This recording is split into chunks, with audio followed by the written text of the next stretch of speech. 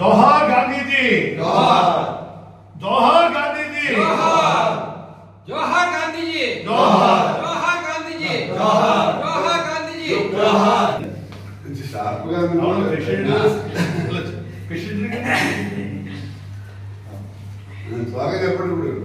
जोहार जोहार गांधी जी, जोहार जोहार गांधी जी, जोहार गांधी जी, जोहार जोहार गांधी जी, जोहार। గాంధీజీ మహాత్మా గాంధీజీ గారి 77వ వర్ధంతి మా కాంగ్రెస్ పార్టీలో శ్రీ విశ్వేశ్వరరెడ్డి గారి యొక్క ఆధ్వర్యంలో ఇక్కడ మేము చేస్తున్నాం. గాంధీజీ గారిని స్మరించుకోవడం ప్రతి ఒక్కరి భారతీయుడికి కూడా తప్పనిసరి అని చెప్పగలిగే ధైర్య సాహసాలతో మేము ఉన్నాం. ఎందుకంటే ఆయన యొక్క సిద్ధాంతాలు ప్రతి మనిషి ఆచరించాలి, ప్రతి మనిషి దాన్ని చూసుకుని ముందుకు కదలాలి అని చెప్పి కోరుకుంటున్నాను. ముఖ్యంగా నేటి యువత అన్నిటినీ మరిచి పెడదారిన పడుతున్నటువంటి ఈ రోజుల్లో వాళ్ళు ఈ గాంధీజీ గారి యొక్క సిద్ధాంతాలను కూడా ఒక్కసారి తను ఆలోచిస్తే ఈ దేశం ఎంతో అభివృద్ధి చెంది ఎంతో ముందుకు వెళుతుంది. ఈయన సిద్ధాంతాలను నమ్మినటువంటి ఏకైక పార్టీ కాంగ్రెస్ పార్టీ అని చెప్పి మేము ధైర్య సాహసాలతో చెప్పగలుగుతున్నాం. కాబట్టి అందరూ కూడా మర్చిపోకుండా ఈ మహాత్ముడిని స్మరించుకోమని కోరుతూ నాకు ఈ అవకాశం ఇచ్చిన మీ అందరికీ నా నమస్కారం. మహాత్మా గాంధీ బాపూజీ 77వ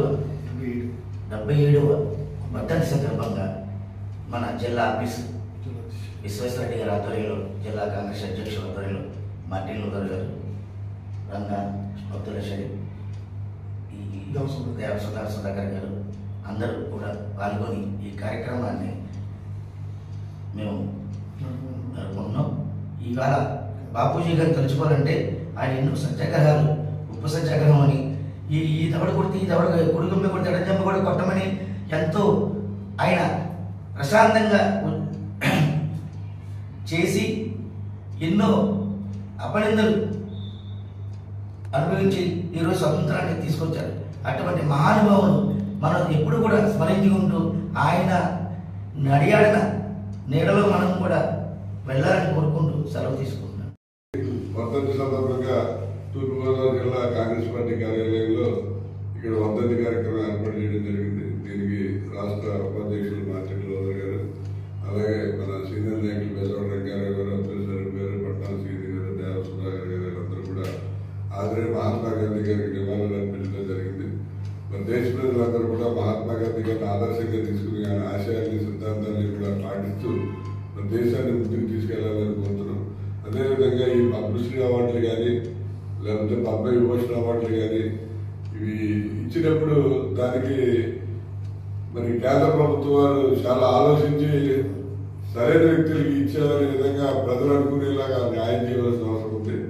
వీళ్ళకి అందరూ ఒక సమర్థుడు, అటువంటి సమర్థమైన వ్యక్తికి మరి రాష్ట్ర ప్రభుత్వం వారు, తెలంగాణ రాష్ట్ర ప్రభుత్వం రికమెండ్ చేసినప్పటికీ కూడా ఇక్కడ కాంగ్రెస్ పార్టీ అధికారంలో ఉంది, అందు గురించి అని చెప్పి దాన్ని తీసి పక్కన పడేది చాలా దారుణమైన విషయం. మరి గద్దర్ గారికి కూడా పద్మశ్రీ చెప్పి మన తూర్పుగోదావరి జిల్లా కాంగ్రెస్ పార్టీ తరఫున కోరుతున్నాం.